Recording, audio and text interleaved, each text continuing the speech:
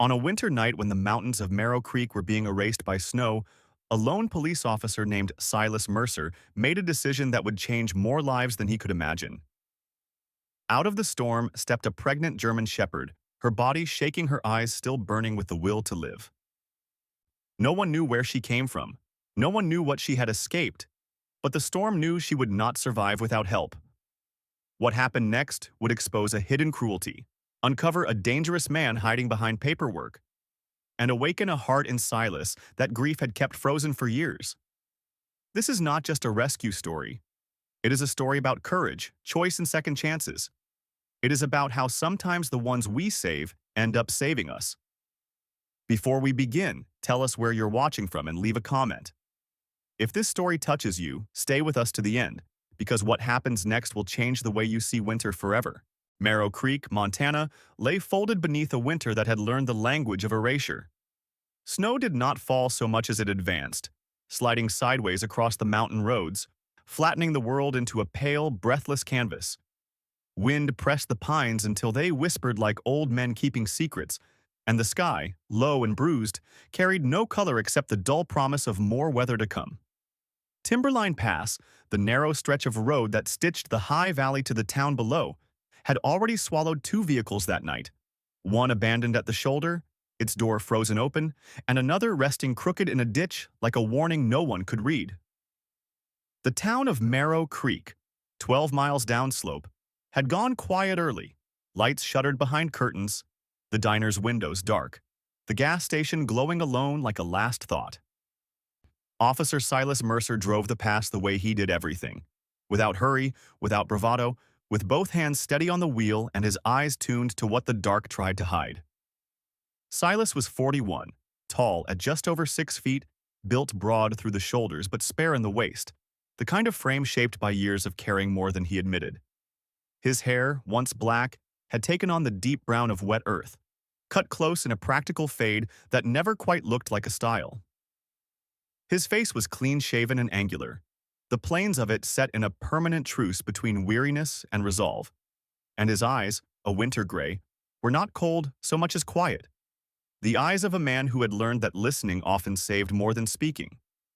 He had been with the Marrow Creek Police Department for 16 years, the last 8 on night patrol, a schedule he had chosen after the accident, after the road had taken his wife, Elise, and their small son Jonah, in a storm not unlike this one, years ago, when snow had learned how to be louder than sirens.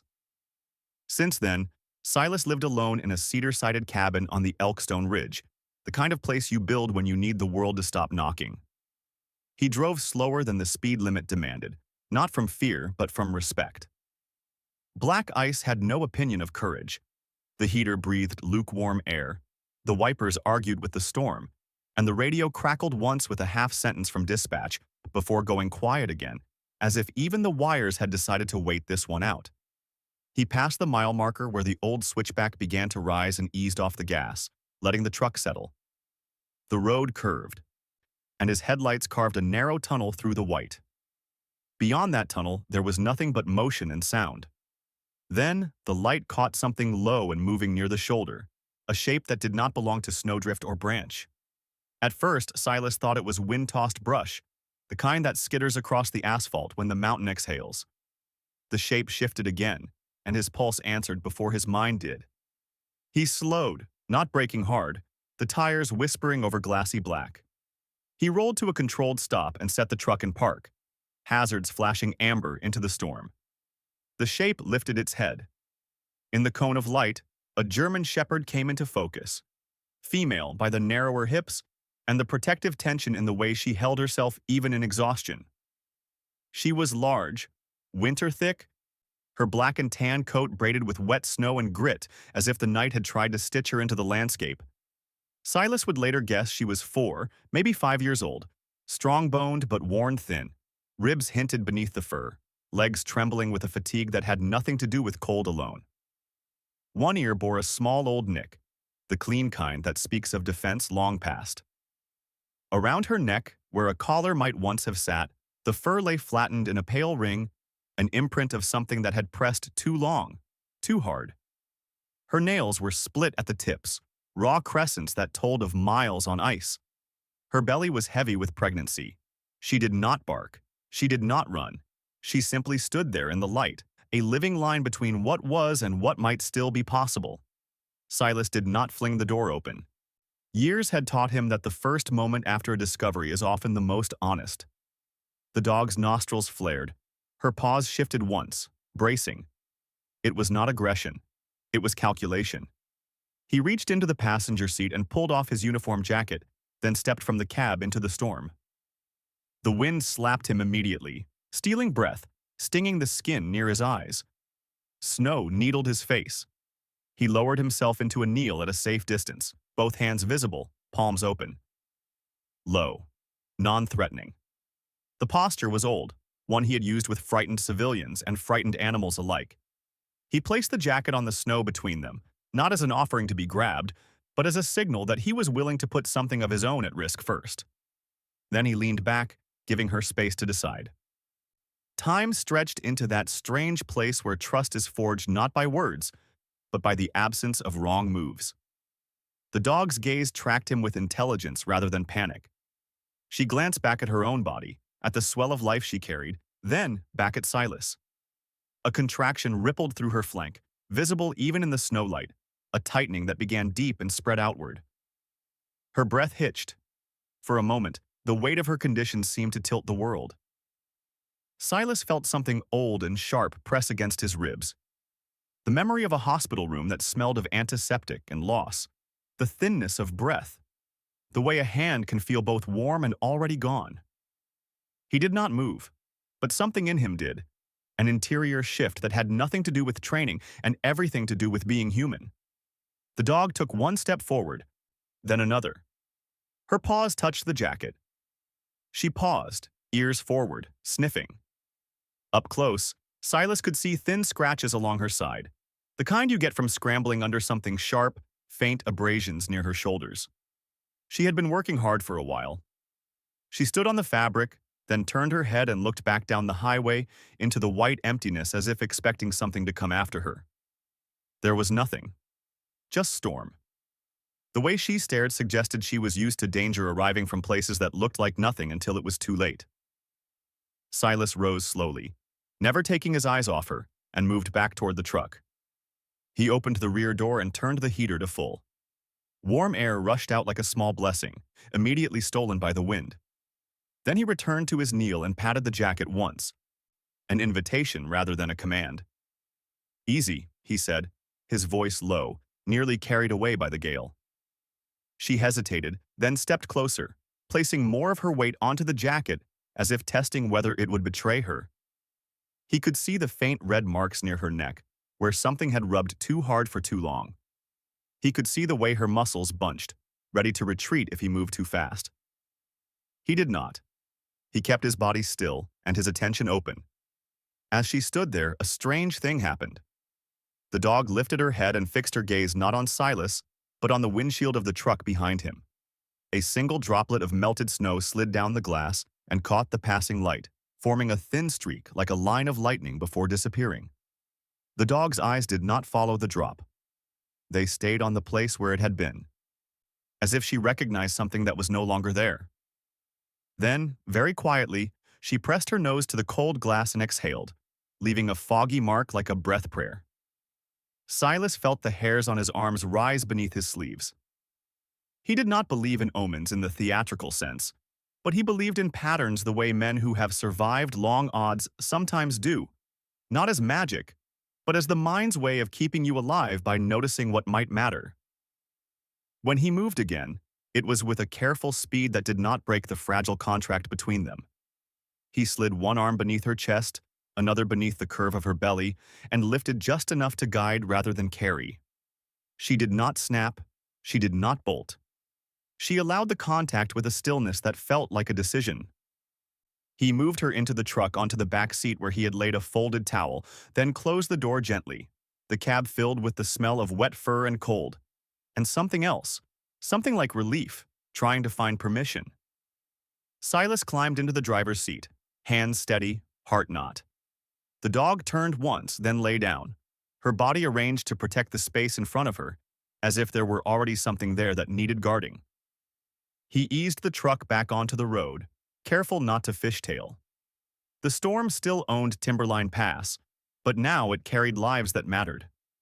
As he drove, the gas station's distant light slipped past and vanished. Pines leaned in close, their branches heavy with snow, like old men with burdens. Silas did not aim for town. He aimed for the cabin on the hill, the place he had built for solitude, for the kind of quiet that can look like peace from a distance and feel like punishment when you live inside it. Tonight, it would not be alone. Tonight, the silence would have to share. He did not know where the dog had come from, who had failed her, or what name she might once have answered to. He only knew this. On a white road where the world tried to erase everything, a mother had refused to vanish, and a man had stopped long enough to let that refusal change the shape of his night. The road fell away behind them like something the storm was trying to forget. Timberline Pass narrowed into a corridor of white, the guard posts blinking like tired stars as Silas Mercer guided the truck down from the high ridge toward the darker line of trees. Snow continued to move sideways, not falling so much as traveling, a migration of cold intent on making the world smaller. The heater labored, the engine hummed in a low patient register, and in the back seat, the German Shepherd lay with her body curved around the unseen weight she carried, breath rising and falling in short, careful measures. Silas kept his speed just below what Pride would have preferred. Not because he feared the weather. He had learned the true flavor of fear years ago, but because storms were not enemies. They were facts. And facts did not care how capable you believed yourself to be. His name was Silas Mercer, 41, patrol officer of Marrow Creek, a man whose life had learned to organize itself around quiet after the accident. His wife Elise had been all quick light and stubborn laughter, 5'6" with honey brown hair that never obeyed a comb and a voice that could convince even winter to wait. And their son Jonah had been 7 when the road had taken them both on a night not unlike this one. Since then, Silas had chosen the night shift, chosen the ridge, chosen the kind of solitude that can look like discipline from the outside and feel like punishment when you live inside it. The truck rolled past the last switchback and into the tree line. The storm softened its voice among the pines. Silas glanced once in the mirror. The dog's eyes were open, amber and steady, watching him without panic, without appeal, as if they were already in a conversation neither of them knew how to name. He did not have a name for her yet. He had not earned that. When the cabin came into view, a low cedar-sided structure perched above the Elkstone Valley, smoke line faint at the chimney, Silas eased the truck into the drive and cut the engine. The sudden quiet felt like a held breath. He stepped out, the cold taking his face, and opened the rear door. Warmth spilled and was immediately thinned by the night. He did not rush her. He waited, one hand braced on the door, the other open and low. "Easy," he said, the word less instruction than intention. The dog shifted. He could see the tremor in her legs, the set of her jaw. She stood with care, the movement heavy and deliberate, then placed one paw onto the packed snow of the drive. Another. She paused, head turning, scanning the dark beyond the trees as if expecting something to come after her. Nothing did. The mountain kept its counsel. Silas slid the folded towel closer to the threshold and took one step back, leaving her the choice. She descended fully, breath steaming, then followed the line of warmth toward the open door. Inside, the cabin breathed wood and old smoke and the faint mineral note of cold iron. Silas closed the door behind them, the latch a soft click that felt like a promise. The room was simple. One wide space with a small kitchen along the left wall, a table scarred by years of cups and maps, a stone hearth on the far side, and a narrow hall leading to a bedroom and washroom. Windows faced the valley, now erased by snow. He did not set her by the fire. He had learned in other kinds of emergencies that there are places you do not intrude until invited. He kept the temperature steady, laid another towel near the hearth, and set a bowl of water within reach. Then he knelt a few feet away and waited. The dog lowered herself with a sound like a sigh, finding a body. Up close in the forgiving light, she looked less like a silhouette carved from weather and more like what she was, a large female German Shepherd, winter thick and powerful even in depletion, black and tan coat, darkened by meltwater until it shone. One ear bore a small, clean nick, the sort of scar that told a story without telling it loudly. Around her neck, the fur lay flattened in a pale ring where something had pressed too long.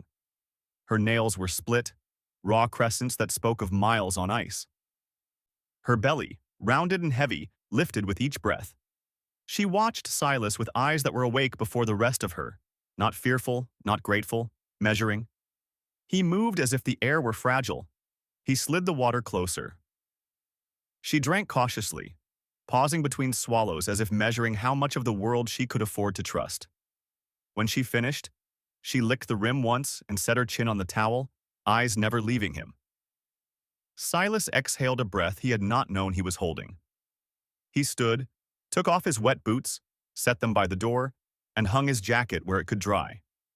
The house had not heard another heartbeat in a long time. Tonight, it would learn a new sound.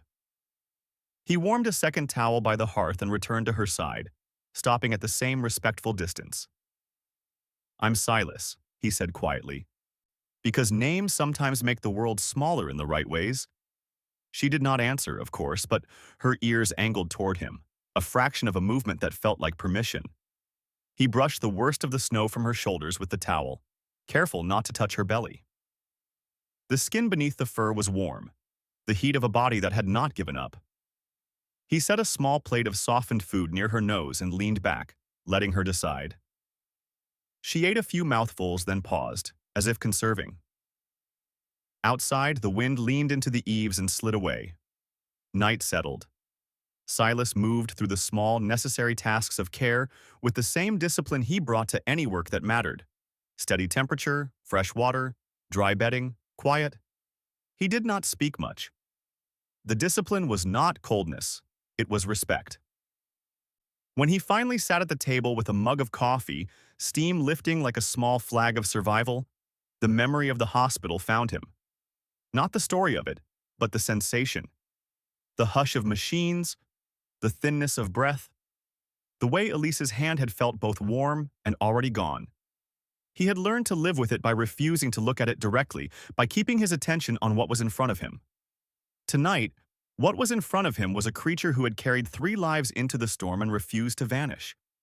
He set the mug down and moved to the window. The valley was a blur of white. He thought of names, not as ownership, but as anchor. The word came without effort, as if it had been waiting. Juniper. The mountain juniper was the last to surrender to winter, its needles holding green when everything else went to bone. He returned to her side. "Juniper," he said once, softly. Her eyes lifted. They met his, not with gratitude, but with acknowledgement, a contract of sorts, unspoken and exacting. Near midnight, something in her posture changed. She rose with a deliberateness that was not pain, not alarm, but purpose, and crossed the room in a straight line to the far corner where a narrow rug lay beneath a small side table. She sniffed once, then began to scratch lightly, insistently, at the floorboards. Silas stood uncertain. He had cleaned that corner more than once. There was nothing there. He knelt beside her, lifted the edge of the rug, and felt his breath leave him. The floorboard beneath was not flush. He pried it up with his fingers and uncovered a shallow recess, a storage space he had sealed years ago. Inside lay a small wooden box. He knew it before he opened it. The hinges creaked the way old things do when they are asked to speak. Inside were items he had not touched since the hospital. A knitted cap no larger than his palm, a yellowed hospital bracelet, a folded card with a pressed wildflower Elise had saved from a summer hike. The world narrowed to a single precise ache. Juniper stood beside him, her flank against his arm, her presence not demanding anything, simply there. It felt in that moment as if the past had been called forward not to wound him again, but to be seen and allowed to rest. Silas closed the box and placed it on the table where the light from the hearth could touch it. He did not put it back. He did not move it far. The night went on. Juniper settled near the fire, breathing steadier now. Her body arranged to protect the space in front of her, as if there were already something there that needed guarding. Silas laid another blanket within reach and took the chair by the hearth, boots on, a habit he had never quite broken. He listened, not for the wind, He knew that song, but for a breath that did not belong to him. It came, low and steady, the patience of a creature that had spent the night bargaining with cold and won. The cabin, which he had built for solitude, had learned how to hold a second heartbeat. He did not know where Juniper had come from, who had failed her, or what tomorrow would ask of either of them. He only knew this. In a winter that erased roads and names, something had crossed his threshold and changed the shape of the quiet. Morning in Marrow Creek did not arrive so much as it was uncovered. The storm had spent itself in the night, and what remained was a clean, cold light that made every surface look newly named. Silas Mercer stood at the cabin's front window, coffee steaming in his hands, and watched the Elkstone Valley reappear. Snow lay in disciplined lines along the pines.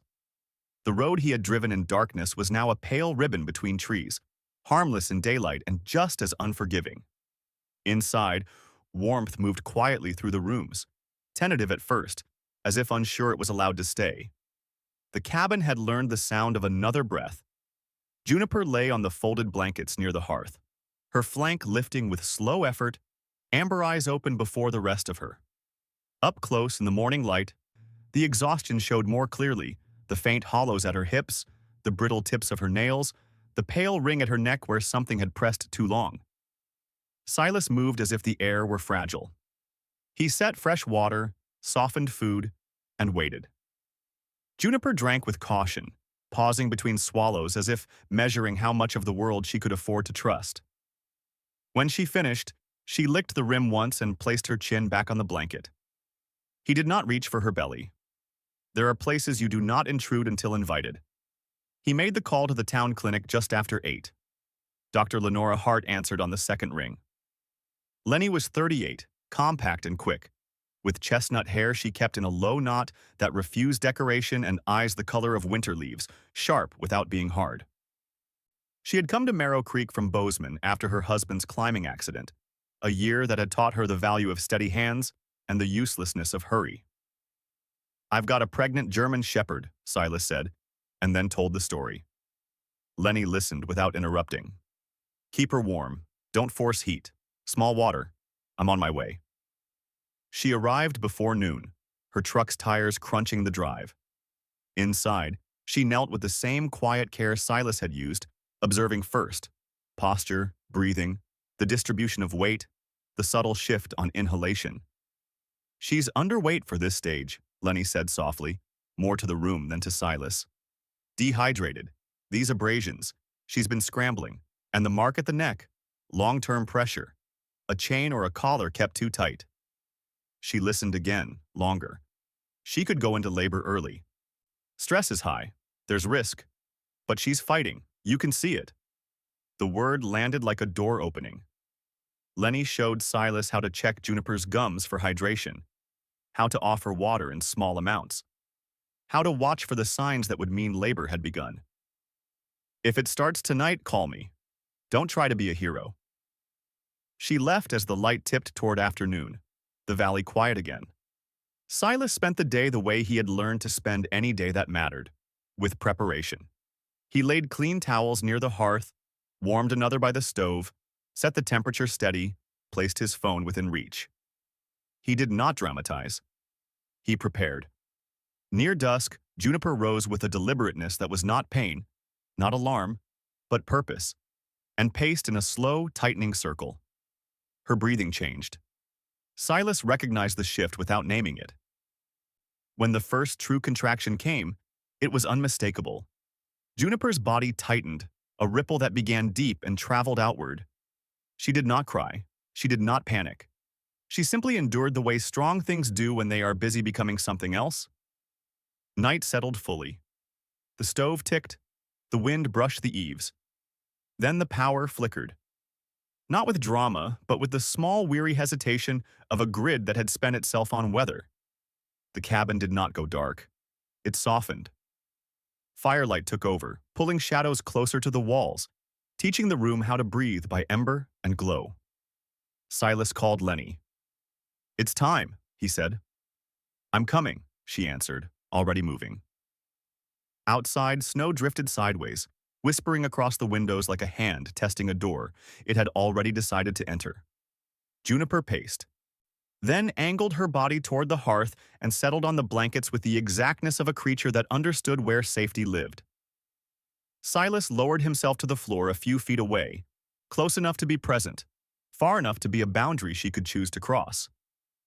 He spoke only when the room seemed to need a human sound. "I'm here," he said once. Not as instruction, but as fact. The words felt smaller than what they meant. The first pup arrived in a rush of warmth and dark, slick with the work of becoming. For a second, the tiny chest did not move. The room narrowed to a single bright point. Silas did not touch the puppy. He remembered Lenny's voice. Intervention is not the same as help. Juniper cleaned the pup with swift, competent strokes. Seconds stretched. The fire popped. "Come on," Silas whispered, the word more prayer than plea. Another heartbeat, then a faint, thin gasp, so small it could have been mistaken for the crackle of wood. The chest fluttered. Breath found its way in, then out. The world widened. The second arrived faster, a small, indignant twitch as if offended by the cold. One ear folded in on itself, the other trying and failing to decide whether it wanted to stand. The asymmetry would have been funny on any other night. Silas's mouth lifted despite himself. Then the third followed, a dark face against a paler muzzle, as if it had been born already carrying a secret. It squeaked once and rooted toward warmth with a determination that was almost comical. Juniper lay back on her side, flanks heaving, then steadied. She nosed each puppy in turn, counting without numbers, making sure the world had kept its promises. Silas shifted closer now, still not touching unless invited. He warmed the bottle as Lenny had instructed, testing the temperature on the inside of his wrist where scars remember heat and cold. When he offered it, Juniper's eyes tracked the movement with a stern maternal calculus. What serves? What threatens? What waits? She allowed him close enough to place the bottle near the smallest mouth. The puppy latched with a sound that was more insistence than hunger. A tiny engine starting in the dark. The door burst open on a gust of snow and cold. Lenny came in, cheeks red, breath fogging, hair escaping its knot. She assessed the room in one sweep and went to her knees beside Juniper, hand steady, voice calm. "Good work," she told them both.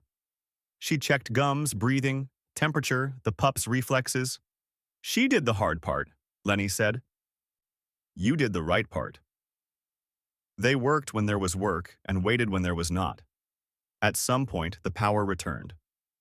A single lamp hummed back to life. Silas did not turn it on. The fire was enough. Juniper finally slept. Not the shallow, half-alert doze of an animal on guard, but true rest, her body curved around 3 small lives that had chosen her. The pups found their places by instinct. One bore a pale star at the chest, a tiny flare against dark fur. One twitched in dreams, paws making small, earnest circles. The third tucked its head beneath its sibling's flank, already practicing the art of proximity. Silas sat with his back against the wall, boots still on, as if some part of him did not quite trust comfort yet. He did not reach for the phone. He did not measure the future. He let the present be what it was. A room that had once been built to keep everyone out, now holding 3 small hearts that did not care about his history, only his steadiness. He thought of the box on the table, of the hospital bracelet with a name that would never be spoken aloud again in this house, of the pressed wildflower that had once meant everything and then had meant too much to touch. The ache did not leave. It did not have to. Pain, he was learning, did not demand erasure to make space for something else. It could be carried and still leave a hand free. Outside, the storm's last gusts slid past the windows. The valley beyond the glass held its breath. When Silas closed his eyes for a moment, it was not to escape, but to listen. 3 tiny rhythms joined the larger ones of fire and wind, a counterpoint so fragile it felt holy. When he opened his eyes again, Juniper was watching him, not with the calculating distance of a creature deciding whether to trust, but with something steadier, recognition perhaps, or simply the acknowledgement of shared labor. "Okay," he said quietly, to no one and everyone in the room. "We're here." Morning in Marrow Creek arrived with the strange politeness of winter that has decided to behave. The storm had retreated to the far hills, leaving the valley rinsed and pale, the snow banked in clean margins along the fences and eaves. The cabin above Elkstone Ridge had learned new rhythms in the night. 3 small heartbeats stitched into the steady one of their mother. The fire's whisper. The soft shift of a man in a chair who refused to sleep too deeply yet. Silas Mercer moved through the morning with care that did not announce itself. He refreshed the water, warmed the bottle, tested it on the inside of his wrist, and offered it to the smallest mouth. The puppy latched with a sound like a question becoming an answer. Juniper watched with the stern arithmetic of motherhood. What serves, what threatens, what waits? And then settled again, her amber eyes half closed, her body curved into a shelter that did not leak. Silas did not name the puppies yet. He let their natures speak first. The one with the pale star at the chest pushed forward with cheerful insistence. The floppy-eared one followed light as if it might turn into something he could carry.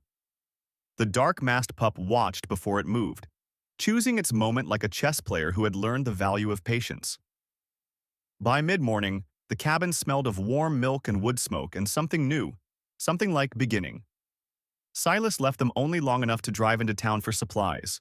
Powdered milk, clean towels, electrolyte solution, a better thermometer. He did not plan to stay long. Merrow Creek had a way of noticing without declaring, and he was not ready for the town to decide what this meant. The hardware store bell chimed when he stepped inside, the sound thin and bright in the cold air. He had just lifted a bag of feed from the shelf when a voice found him. "You've got my dog." It was not loud. It did not need to be. It slid between the aisles the way a draft finds the weak spot in a door.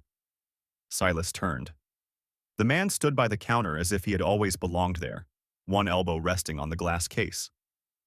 He was in his early 40s, 44, Silas would later learn, average height, the kind of build that had once been solid and had since learned the soft conveniences of neglect.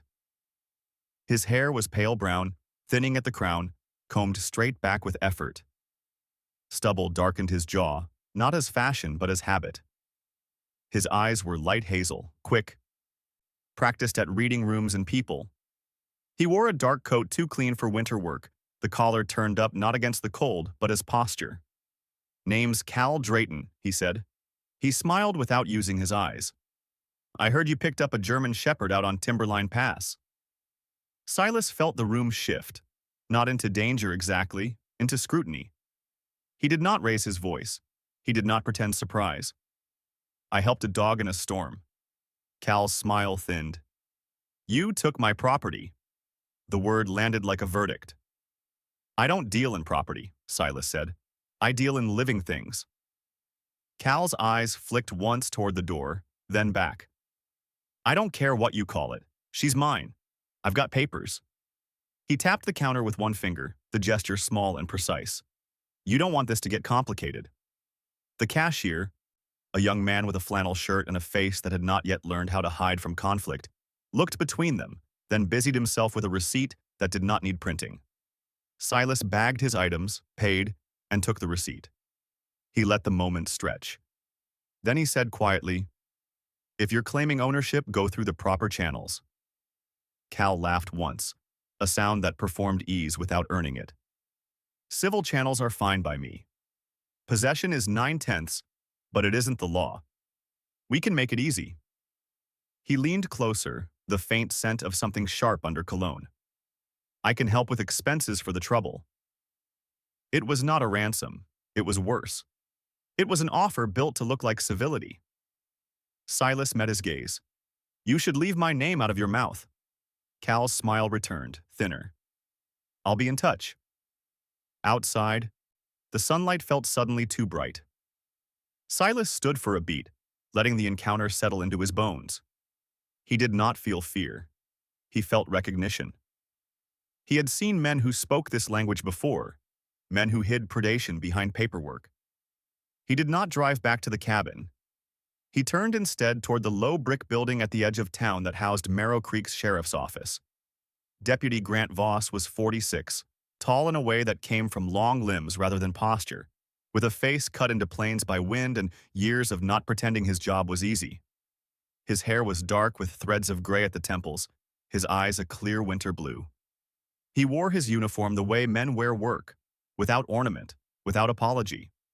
He disliked cruelty more than he disliked paperwork, which made him dangerous to the wrong kind of person. Silas told him what had happened, not dramatically, not sparing detail. Grant listened with his arms folded, then leaned back in his chair. Property, he said, tasting the word like it might spoil. Does he have documentation? He says he does. Did you see it? No. Grant nodded once. Good. Because if he did, he would have led with that, not with threats and assistance. You file a report? Today. Grant stood. And keep records, times, words, every contact. Silas hesitated only a moment.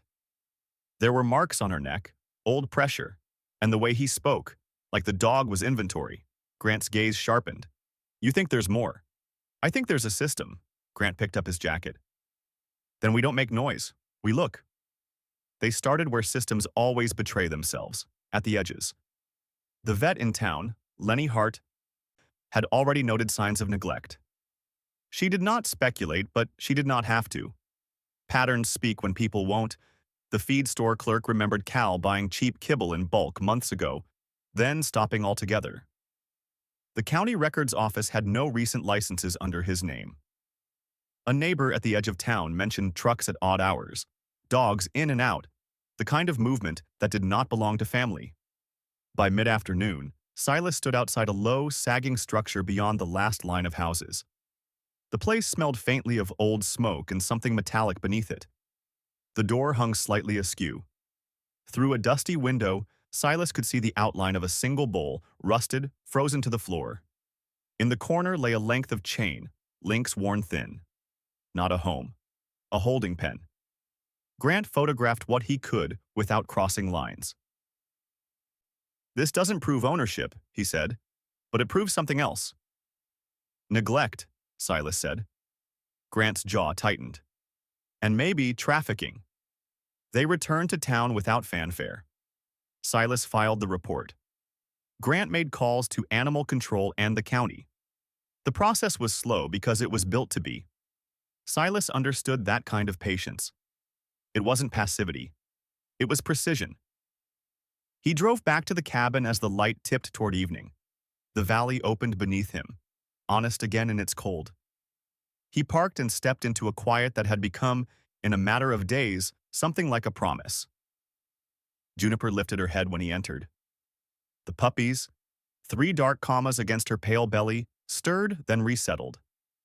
He knelt, letting her scent him, letting the ritual be what it was.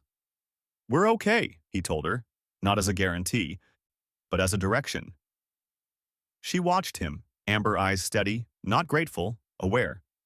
He fed her, refreshed the water, replaced the towels with clean ones warmed by the stove. He did not mention Cal to the room. He did not need to. The room already knew the difference between weather and threat. Night brought a different kind of listening. The wind was mild now, the storm a memory. Somewhere beyond the trees, an engine coughed, old, uneven, the sound of a vehicle that did not care to be noticed. Juniper rose in a single motion, body placing itself between Silas and the small nest of blankets. She did not bark. She did not pace. She stood, shoulders squared, ears forward, eyes fixed on the dark beyond the window. Silas felt the meaning before he named it. Juniper had not feared the storm. She did not fear cold. She feared a kind of person. He went to the window and looked out. The road below was empty, but the engine sound lingered in the air like a fingerprint. When it faded, Juniper did not relax. She remained where she was, a living barrier. Silas's pulse slowed, not with relief but with clarity. Whatever had come to the edge of his world that night had not been weather. The days that followed arranged themselves into the slow architecture of proof. Winter in Marrow Creek did not soften just because the storm had moved on. It simply changed its voice. Frost glazed the fence each morning. Sunlight slid across the Elkstone Valley in thin, patient bands. At the cabin, Juniper healed into her strength. The dullness in her coat lifted. The pale ring at her neck remained, a quiet testament. The puppies learned the world in inches, warmth, scent, the small geography of their mother's body. Silas Mercer moved through these hours with a different discipline. Not the discipline of waiting, but of building. He kept a notebook on the kitchen table. In it, he wrote times, words, movements, the cadence of Cal Drayton's offer, the flick of his eyes toward the door, the way his smile arrived after the threat instead of before it. Grant Voss called with updates. Animal Control had opened a file. The county records office had begun to pull permits and licenses. Silas understood this tempo. There are battles you win by not moving until the moment arrives. He began where the law listens best. What can be seen, measured, verified. He photographed the faint indentation at Juniper's neck, where a chain had once bitten into skin, a pale ring that would never quite go away. He logged her weight, the steady climb from depletion toward health. He recorded the veterinary notes Dr. Lenora Hart had written in her precise hand. Malnourishment, dehydration, stress indicators consistent with prolonged confinement, pregnancy at risk due to neglect. Lenny did not dramatize. She documented. In a town that still believed in stories, she believed in data. Silas wrote down what neighbors would say if they were asked, what they had already said to him when they thought they were just talking. He asked for dates, not impressions. He asked what time the trucks came, not how often they were odd. He requested copies of the gas station's security footage from the night of the whiteout. The owner, a broad-shouldered man with a beard like a frost fence and a habit of kindness that embarrassed him, helped without commentary. On the screen, a battered vehicle crept into frame and out again, its license plate half snowed, its timing precise in a way that never is. Grant folded each piece into a case that grew not in drama, but in density. He did not raise his voice when he worked. He raised standards. Midweek, Silas drove back to the edge of town with a camera and took photos from the public road, the sagging fence, the broken gate, the empty bowl frozen to concrete. He did not trespass. He did not need to. He trusted gravity to do what it always does to lies. Cal did not come again in daylight. He did not call. He did something subtler. He spoke in a town that preferred not to notice itself. He suggested Silas was a thief, a drifter who thought he could decide what belonged to whom. The words traveled sideways as such things do. Silas did not answer them. He forwarded what he heard to Grant and returned to the work that mattered. At the cabin, Juniper watched the tree line with a focus that had nothing to do with squirrels. Sometimes, as Silas replaced a loose board on the porch or split wood, she moved to the edge of the clearing and stood there, scanning the stillness with the seriousness of a creature that has learned what danger sounds like before it arrives. One afternoon, as the light tilted gold and the air went still in the way that makes even birds listen, Juniper rose and began to paw at the snow near the back fence. The movement was precise. Scrape, pause, scrape again, until something dark broke through the white. Silas crouched. A fragment of metal lay half buried, its surface etched with faint industrial lettering. The first letters of a name that matched the ledger Grant would later photograph that same morning. Not magic, memory, survival written into muscle. Juniper had not just escaped a place. She had carried it with her, a map of danger she was finally ready to release. Silas photographed the fragment, bagged it, logged the location.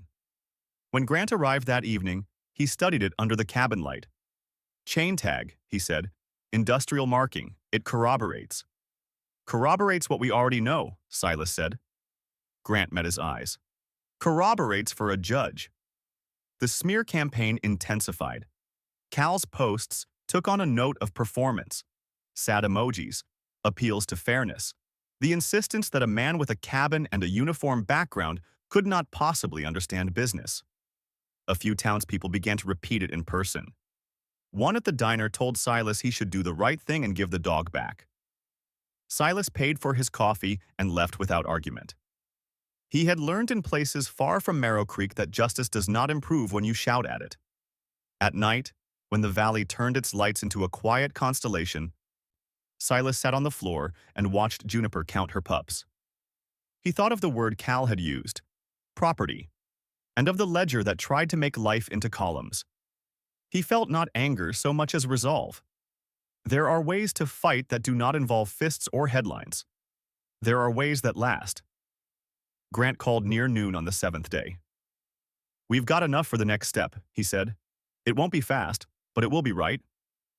Silas closed his eyes, not in relief, but in gratitude for the word right. They went to Cal Drayton's place on a morning so clean it felt almost impolite. The property sat beyond the last respectable line of Marrow Creek, a low, tired sprawl that pretended to be a farm and behaved like a depot. Cal answered the door with a practiced smile and a shadow in his eyes. He was 44, but carried the weight of shortcuts. Thinning hair slicked back, jaw rough with stubble that never quite became a beard, coat that hid rather than warmed. The search did not howl. It spoke in objects, a length of chain worn thin at the midpoint where it had been pulled again and again, bowls frozen to concrete, a wire crate too small for any adult shepherd, its corners gnawed, a ledger not of names but of letters, dates, numbers, prices in a neat hand that made suffering look organized. Grant photographed everything. Animal control documented conditions with the calm exactness of people who had learned to be brave by refusing to look away. Silas stood back. He did not touch. He did not need to. The evidence arranged itself into a language he recognized, the grammar of systems that treat bodies as inventory. Cal talked while they worked, alternating between outrage and wounded innocence. He said words like business and misunderstanding. He did not say water or heat or care. When the last photograph was taken, Grant thanked him for his cooperation as if it were a fact rather than a performance. Back at the cabin, the work of building a case gave way to the work of keeping a home. Juniper lay in a sunstripe by the hearth, her coat now thick with winter health, her amber eyes alert but no longer hollowed by hunger. The puppies had begun to find their feet.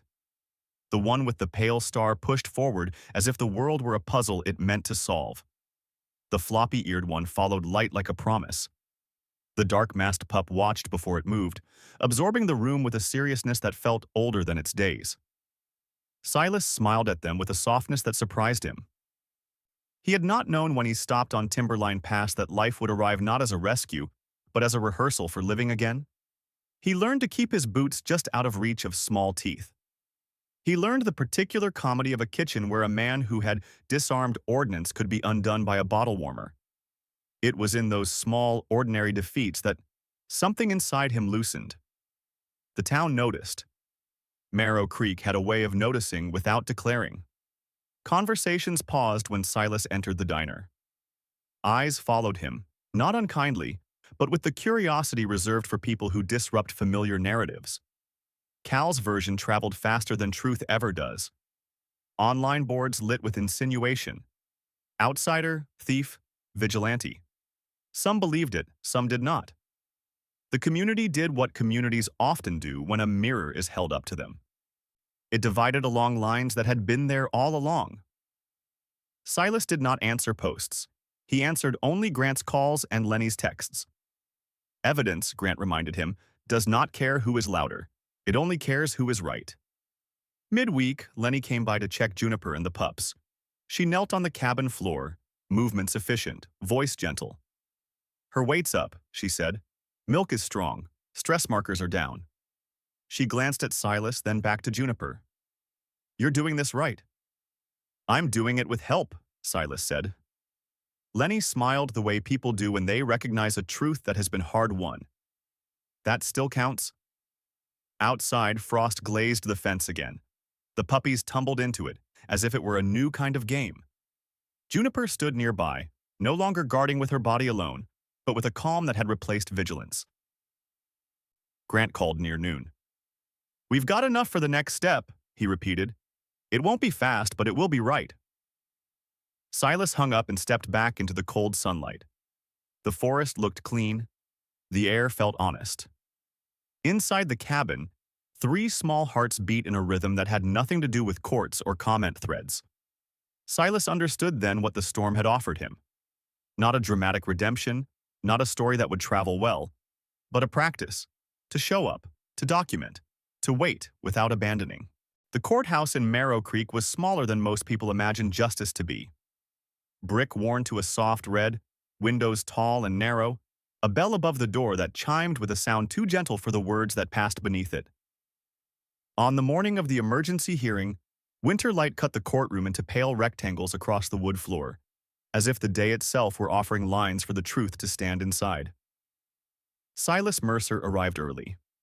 He wore the same quiet he always did. Posture straight, jaw clean-shaven, dark hair cut close, eyes the color of a cold lake. He did not sit until he had placed Juniper's veterinary file on the bench in front of him and aligned the photographs so their edges were clean.